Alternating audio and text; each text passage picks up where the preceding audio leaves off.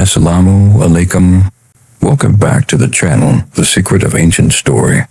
In the previous part, we were introduced to Shaykh Abdullah ad-Daghestani, a descendant of the noble companion Miqdad ibn al-Aswad, and the remarkable spiritual legacy he carried. We also entered the troubled world of late 19th century Daghestan, where the people lived under the harsh oppression of the Russian occupying armies. As the danger grew, Shaykh Abdullah was asked to seek spiritual guidance concerning a difficult decision. Should the community remain in their homeland or leave for Turkey? The answer would soon set an entire community on a dangerous journey into the unknown. So stay with us and let us continue this remarkable journey.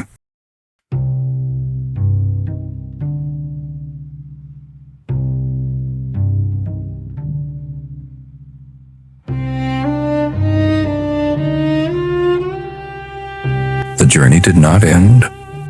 It had only reached the threshold of something far greater.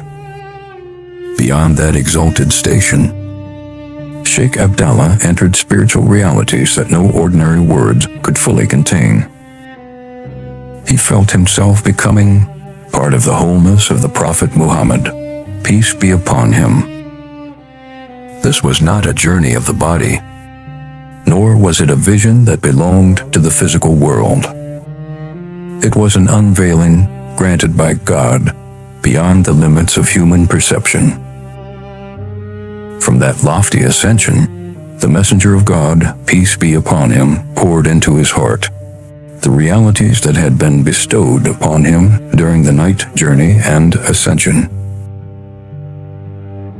Knowledge did not come as spoken lessons. It did not arrive through written pages, nor through the study of books.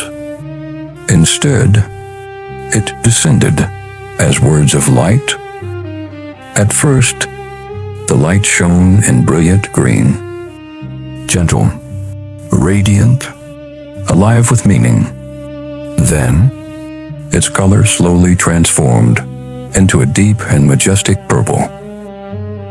With every passing moment, understandings beyond measure flowed into his heart. Not one lesson, not 10, not 100, but realities whose abundance could never be counted by human understanding. Each unveiling pointed not toward himself, but toward the infinite greatness of God. Then, another call reached him, a voice from the divine presence. He was invited to come nearer. As he advanced through the Prophet Muhammad, peace be upon him, everything that belonged to creation gradually disappeared from his awareness. The worlds around him vanished.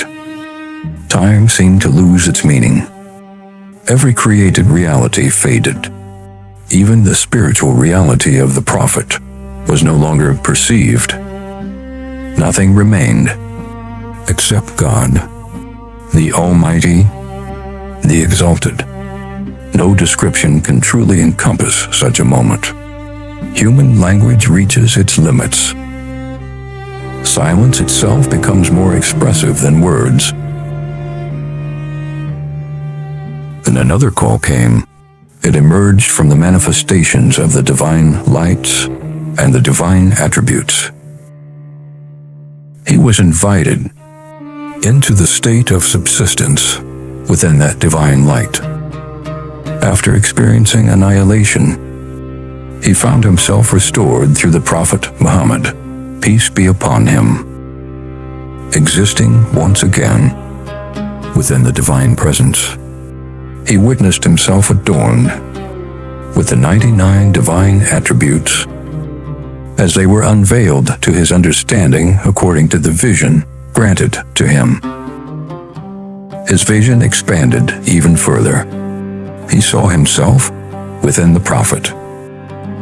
And from that perspective, he perceived every created being existing solely through the power of God. the horizons of existence continued to widen, far beyond mountains, far beyond Earth, far beyond the stars visible to human eyes. He realized that creation was not limited to the universe familiar to mankind.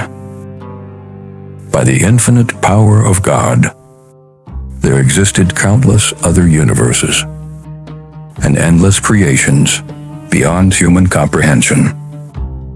It was not merely knowledge. It was witnessing the immeasurable greatness of the Creator. Then, the vision slowly began to fade. The brilliance of the unseen withdrew. The stillness returned. The earthly world gently came back into view.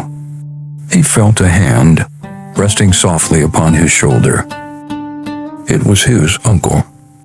The first light of dawn had arrived. It was time for the Fajr prayer. Without hesitation, Shaykh Abdullah rose.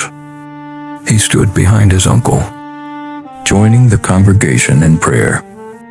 More than 300 villagers gathered shoulder to shoulder, unaware that only moments before, he had witnessed one of the most extraordinary spiritual experiences of his life. When the prayer ended, an atmosphere of anticipation settled over the gathering. Every face turned toward Shaykh Sharafuddin. Everyone knew that Shaykh Abdullah had been asked to seek spiritual guidance concerning the future of the village. Shaykh Sharafuddin stood before the people. His words carried both certainty and profound responsibility. He announced that Shaykh Abdullah had been brought into the presence of the Messenger of God, peace be upon him, through the spiritual support granted to him. The Prophet Muhammad, peace be upon him, had given permission for the entire village to migrate to Turkey. The gathering remained silent. No one interrupted. No one questioned. Every heart listened. Then Shaykh Sharafuddin spoke of the extraordinary stations reached during the vision. He confirmed that Shaykh Abdullah had reached the station described in the Quran as the distance of but 2 bows' length. Beyond that, he explained, an ocean of knowledge had been opened before him, such as had never before been opened to any saint, including Shaykh Sharafuddin himself. This ascension was not merely a personal honor. It was an instruction for the saints of the past and for those yet to come. Listening quietly, Shaykh Abdullah came to understand something he had not fully realized during the vision itself. His uncle had accompanied him spiritually throughout the entire journey. By God's permission, it was through his uncle's spiritual support that these realities had been unveiled to him. The uncertainty that had gripped the village began to dissolve. The decision had become clear. Migration was no longer simply an idea. It had become a trust to be fulfilled. Families quietly began preparing for departure. Belongings were gathered. Animals were readied. Homes built across generations would soon be left behind. Stone walls, fruit trees, fields cultivated through years of labor, the resting places of loved ones, all would remain in Daghestan. Ahead lay an unknown road, a journey filled with danger. Russian soldiers patrolled the land. Highwaymen preyed upon travelers. Death could appear without warning. Yet despite every uncertainty, the people moved forward together, not because they knew what awaited them, but because they trusted the one who had guided them to take the first step. Days passed until the caravan finally approached the Turkish frontier. There, before them, stood a vast forest, a forest feared throughout the region, a forest watched relentlessly by Russian soldiers, a place where few believed anyone could pass and live. As the caravan reached its edge, the time for the dawn prayer arrived once more. Rather than rushing into danger, Shaykh Sharafuddin instructed everyone to stop. Before confronting what lay ahead, they first turned toward God.